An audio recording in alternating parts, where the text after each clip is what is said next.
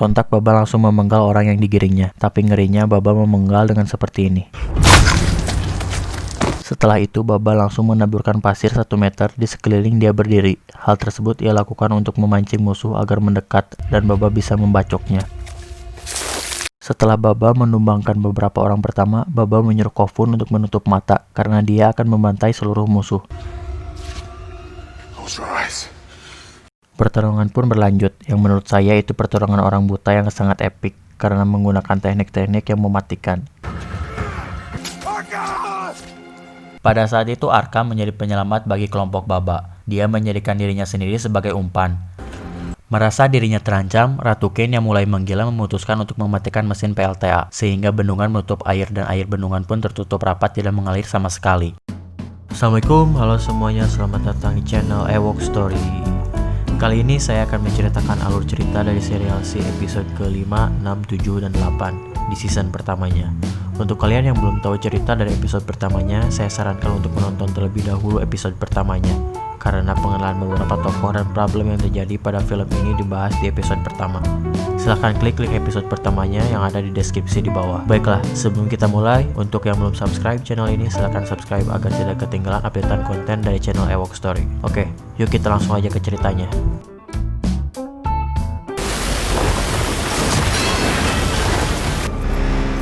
Kehancuran dari kerajaan Payan yang dibuat oleh sang ratu diperlihatkan di episode ini. Di awal film ini kita melihat ratu beserta selir-nya merencanakan untuk melarikan diri sebelum bendungan hancur. Lord Udin yang masih ada di dalam kerajaan terlihat pasrah dan berdoa dengan keadaan bendungan yang mulai hancur. Sesaat setelah ratu dan selir-nya pergi dengan kereta kuda, air bah pun datang lalu menghancurkan semuanya.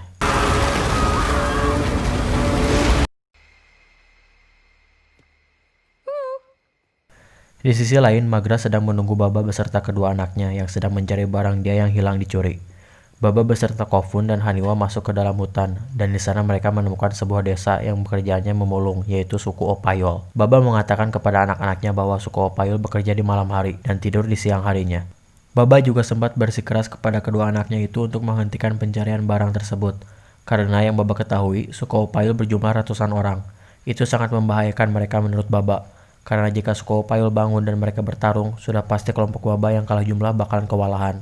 Namun Haniwa yang memang dari awal keras kepala dan selalu membanggakan kemampuannya yang bisa melihat, meminta kepada Baba untuk mengizinkannya masuk. Haniwa bilang bahwa dia tidak akan ketahuan dan akan berhati-hati. Lalu singkat cerita, Haniwa pun masuk ke dalam desa dan mencari barang-barang Magra yang hilang.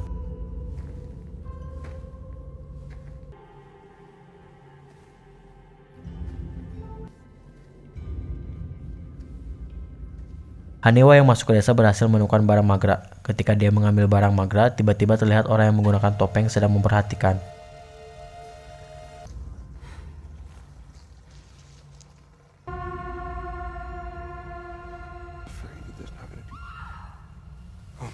Mendengar suara teriakan Haniwa, Baba dan Kofun langsung bergegas masuk ke desa dan mencari Haniwa. Pada saat menemukan Haniwa, ternyata Haniwa sudah terkapar di tanah. Dan untungnya Haniwa masih bernafas. Namun ternyata orang yang memakai topeng masih ada di dekat sana. Dan orang tersebut pun menyerang Kofun dan Baba. Ketika orang topeng itu berhadapan dengan Kofun, kebingungan sempat berada di pikiran Kofun. Karena setiap dia menghindar tanpa suara, orang bertopeng itu mengetahuinya. Kofun pun sempat menyadari bahwa orang topeng itu pasti bisa melihat.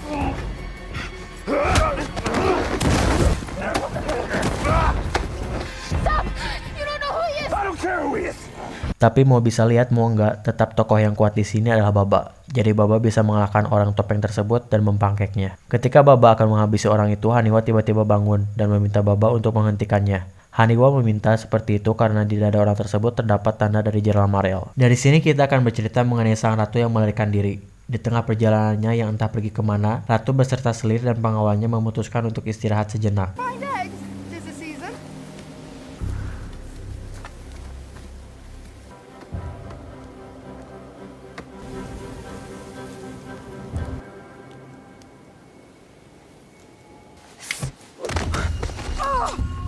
Di tengah istirahatnya, ternyata selir dan pengawal ratu dibunuh, lalu ratu diculik dan dibawa ke sebuah pabrik pembuat kain. Awalnya si Aki pemilik pabrik kain tersebut tidak mengetahui kalau yang dia culik seorang ratu, tapi lama-kelamaan dia mengetahuinya dan mengambil simbol ratu di dadanya.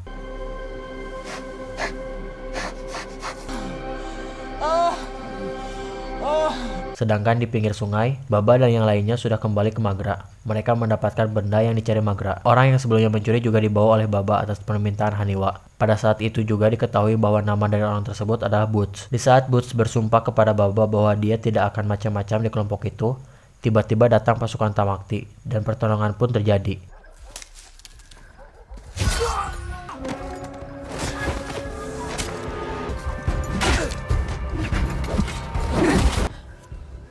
Magra yang merasa bahwa kelompok Baba tidak ada kesempatan menang, memutuskan untuk pergi menemui Tamakti Jun dan mengungkapkan identitas dia sebenarnya. Ternyata Magra adalah seorang putri dari kerajaan Payan, dan ketika itu juga Tamakti menghentikan perburuan anak Jenderal Marel karena perintah Magra. Tapi hal itu tidaklah gratis. Setelah Magra memberi perintah, mau tidak mau dia harus ikut pasukan Tamakti Jun. Dari kejauhan, Boots yang melihat Tamakti Jun tunduk di hadapan Magra langsung membuat rencana, yaitu memusnahkan Baba dan para alkeni. Hal itu dilakukan karena ternyata Boots sebelumnya sering ditindas oleh suku Opayol. Maka dari itu, dia menginginkan suatu posisi aman, dan posisi itu adalah tangan kanan Magra. Boots yang datang menghampiri Baba beserta yang lainnya lalu menipu mereka bahwa Magra sudah mati dibunuh oleh Tamakti Jun. Setelah itu, Boots menyarankan Baba beserta yang lainnya untuk kabur, dan dia pun menunjukkan suatu jalan yang dia bilang tidak akan ada orang yang tahu.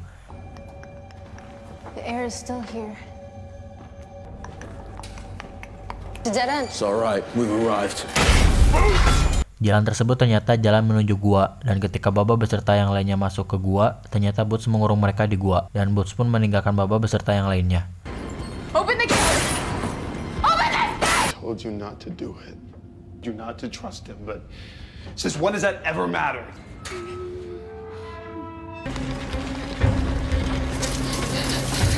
Singkat cerita, setelah Kofun mengintimidasi Haniwa karena terlalu terobsesi dengan penglihatan dan menyebabkan ini semua, tiba-tiba kurungan Baba beserta yang lainnya turun ke bawah. Pada saat di bawah, ternyata ada sebuah suku penggali. Baba beserta yang lainnya tidak diperbolehkan untuk kembali lagi ke atas. You are uninvited. Yes? Yes, but we did not intend.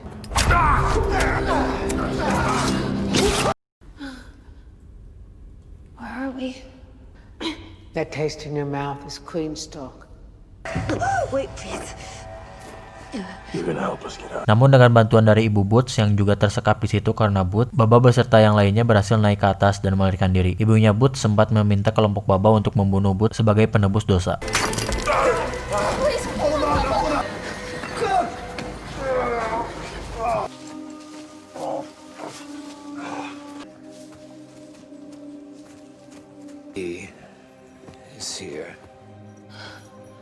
Di sisi lain, Boots setelah menjebak kelompok Baba langsung menghampiri Magra. Di sana Boots juga berbohong kepada Magra. Dia mengatakan bahwa Baba dan yang lainnya pergi meninggalkan Magra.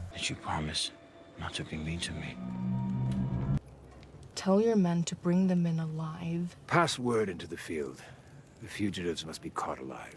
Magra menyuruh Tamakti Jun untuk terus mencari keluarganya dan meminta Tamakti Jun untuk membawa keluarganya kepada Magra dalam kondisi hidup. Namun di tengah-tengah pencarian, terdapat sebuah masalah di mana penculik sang ratu mengabari Tamakti Jun beserta pasukannya dan meminta sebuah imbalan. I can see them. Nah, si Boots yang juga bisa melihat otomatis mengetahui orang yang mengirimkan pesan tersebut meskipun orang itu bergerak tanpa suara. Dan Boots pun menggunakan hal tersebut sebagai kesempatan. Boots meminta Magra untuk menjadikannya letnan dan memberitahu orang yang mengirimkan pesan beserta posisi ratu disekap. Magra pun dengan berat hati menyetujuinya dan setelah itu ratu pun ditemukan. The queen is here. Tamakti Jun yang heran dengan ratu yang ada di sana akhirnya mengetahui kebenaran bahwa ratu menghancurkan kerajaan Payan dan penduduknya. Tamakti Jun yang murka akan hal itu memutuskan untuk mempertimbangkan Magra agar naik tahta menggantikan Kain sebagai ratu. Saya jelaskan sedikit di sini. Magra sebelumnya memang diminta oleh ayahnya untuk menjadi ratu. Namun ketika pengangkatan, semua parlemen sebetulnya mendukung Magra kecuali Tamakti Jun. Dan hal itu membuat Magra tidak naik tahta. Dari situlah awal kenapa Magra meninggalkan kerajaan Payan. Lanjut, Baba yang sebelumnya berhasil meloloskan diri dari suku bawah tanah berhasil sampai ke Lavendel. Mereka pun terus mengikuti instruksi Jenderal Marel dan sampai di pintu masuk Majelis Cahaya. Di sana ternyata yang diperbolehkan masuk hanya Kofun dan Haniwa.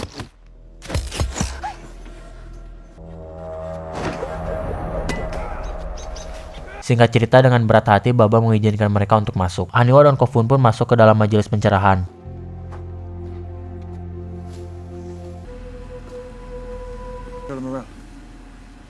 Your father.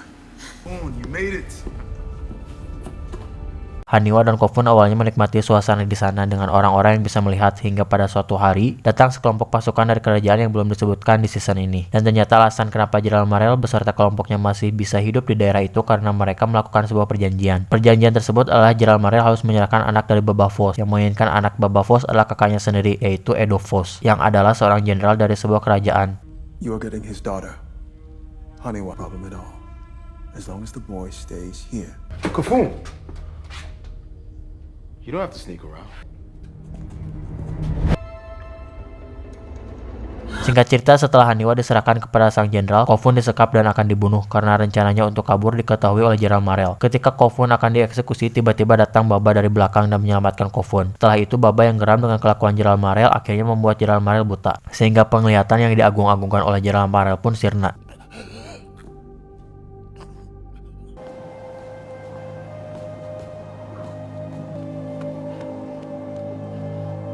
Baba beserta Kofun dan Paris melakukan perjalanan baru di mana mereka akan ke sebuah kota untuk menyelamatkan Haniwa, dan season pertama pun selesai.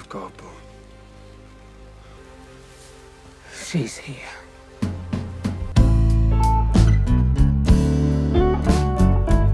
Oke, mungkin ada yang bertanya-tanya kemana perginya Bow Lion. Di episode terakhir, Bow Lion sempat tertembak panah ketika akan masuk ke majelis pencerahan, dan itu menyebabkan kakinya terluka parah. Paris memutuskan untuk menitipkan Bow Lion ke sebuah suku di daerah Lavendel untuk diobati di sana. Baiklah, cukup sekian dari saya. Terima kasih telah menyaksikan konten dari Ewok Story, dan sampai jumpa lagi.